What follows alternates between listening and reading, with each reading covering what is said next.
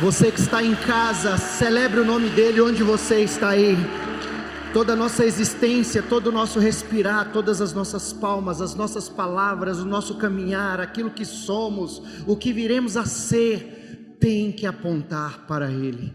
Sem ele, nada podemos, como ele mesmo diz, é isso que o homem é sem Jesus. Mas com Jesus nós podemos ir muito além, amém? Olhe para o seu irmão e diga bom dia, seja bem-vindo aí para o Carral, em mais uma reunião daqueles que estão gerindo, governando o planeta. Deus nos deu essa responsabilidade de gerir o planeta. Olha que responsabilidade. Na verdade, ele quer ser ele é o administrador e quer que sejamos cooperadores. Quer fazer com que nós coloquemos ordem no planeta, naquelas esferas que estão completamente distantes, que estão escuras, que na verdade a luz começa a brilhar quando eu e você chegamos lá. Nós não fomos chamados para ficar no meio do luzeiro, mas fomos chamados para entrarmos nos lugares escuros e levar luz para aqueles ambientes, amém? Eu quero te fazer uma pergunta para você que está aqui e para você que está em casa. Como que você quer inaugurar uma nova era na sua vida? Como você gostaria de iniciar um novo tempo na sua vida? Você já parou para pensar? Eu sei que o ano começou, geralmente quando o ano começa a gente abre o nosso tempo cronológico, o nosso time com muitas promessas internas. A gente estabelece algumas contas mentais, planejamentos internos e começamos a trabalhar em prol daquilo. Porém, às vezes nós pensamos em Deus, mas ainda talvez meio distante. Talvez chamando Deus para entrar num negócio nosso e não entrando no negócio de Deus. Há uma diferença. E eu quero aqui falar para você de uma pessoa que me chama a atenção como um modelo, como um arquétipo, né? Ontem eu estava estudando essa palavra de madrugada e eu comecei a ruminar. E aí, conversando com a bispa ali em cima, ela falando sobre esse momento. E eu não tinha a palavra rema. O que é a palavra rema? É aquela que Deus te empurra, é aquela que Deus te dirige. O que é a palavra logos? É quando você lê a Bíblia, tem o entendimento, mas não te impulsiona, não te empurra, você entendeu o texto, mas tem hora que parece que algo te empurra, algo te impele, algo que te leva para fazer coisas que depois você cai na razão e fala assim, meu Deus, o que eu fiz? Isso é uma palavra rema. E todas as vezes que Deus nos impulsiona, vá, porque certamente tem algo depois do impulso. Sempre quando Deus te empurra, pode ser que você encontre algumas resistências diante do empurrão acontecido, porém, você pode ter certeza que tem algo escondido ali para você. E Noé é uma figura emblemática disso para mim. Gênesis capítulo de número 8, fala que Noé levantou um altar ao Senhor e tomando de animais limpos e de aves limpas, ofereceu holocaustos sobre o altar. O Senhor aspirou o suave cheiro e disse consigo mesmo, não tornarei a amaldiçoar a terra por causa do homem. Olha, isso é uma promessa que está esquecida, e já na antiga aliança, nós amaldiçoamos os lugares, amaldiçoamos uma série de setores. No entanto, o próprio Criador está dizendo aqui, que não tornará a amaldiçoar a terra, e depois para poder fechar esse contexto, ele envia seu filho, para poder consolidar essa promessa dita a Noé, não tornarei a amaldiçoar a terra por causa do homem, porque é mau o desígnio íntimo do homem desde a sua mocidade, nem tornarei a ferir todo vivente como fiz, enquanto durar a terra não deixará de haver semeadura e ceifa, frio e calor, verão e inverno, dia e noite. Esse texto está cheio de remas, cheio de palavras poderosas, mas o que eu quero chamar a atenção aqui? Imagine Noé aqui aproximadamente aí com seus 500 para 600 anos, né? Era esse tempo que eles viviam nesse período. Ele passou, digamos assim, todo esse tempo escutando a promessa de Gênesis 6, 5 e 6, que Deus havia se arrependido de ter feito o homem.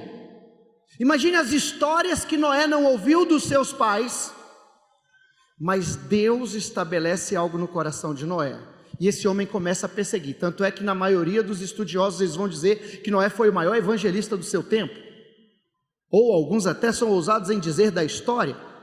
Onde eu quero chegar com isso? Eu quero chegar que Noé, ele chamou a atenção de Deus, Noé recebeu uma direção de Deus, Noé passou um tempo construindo um projeto para Deus. Agora, o que me chama a atenção é que isso se coloca aí mais ou menos, bispo, aproximadamente coisa de 100 anos trabalhando. Foge um pouco da nossa lógica por causa do nosso tempo de vida, mas era assim que a coisa funcionava nesse período aqui. Agora vem o que eu mais acho impactante aqui. Entram em apenas aí entre 6 meses, 1 ano, dentro de uma arca, chovendo direto. Olha para o seu irmão e fala assim: você acredita na Bíblia? Porque nos dias de hoje são histórias contadas que parece que foge à nossa compreensão. Um peixe engoliu um homem, e por aí vai. O sol, a terra parar. Noé inaugura um novo tempo, depois de um tempo de histórias ruins, depois de um tempo trabalhando pesado, depois de um tempo vivendo com animais dentro de uma arca por quase 1 ano. Sabe como é que Noé inaugura seu tempo? Uma nova era, levantando um altar. Altares fixam memórias para nos nortear em tempos escuros. Tudo que você faz para Deus que te custa, aquilo fica armazenado como uma memória. Quais são as últimas memórias que você tem de coisas que você fez com Deus e para Deus? E é interessante que o altar que Noé levanta chama a atenção de Deus. Deus se agrada do que Noé entrega. Então Deus muda a sentença que ele tinha para a humanidade. Ele fala que não tornará mais a amaldiçoar a terra. Você sabia que um altar levantado, uma oferta de sacrifício nesse altar, pode não só mudar uma sentença, mas arrancar uma promessa do coração de Deus? Foi isso que Noé fez. Noé arrancou uma promessa do coração de Deus. Noé agradou a Deus, arrancou uma promessa do coração dele, e ainda fez Deus revelar a ele um princípio que repercutiu e repercutirá para toda a eternidade.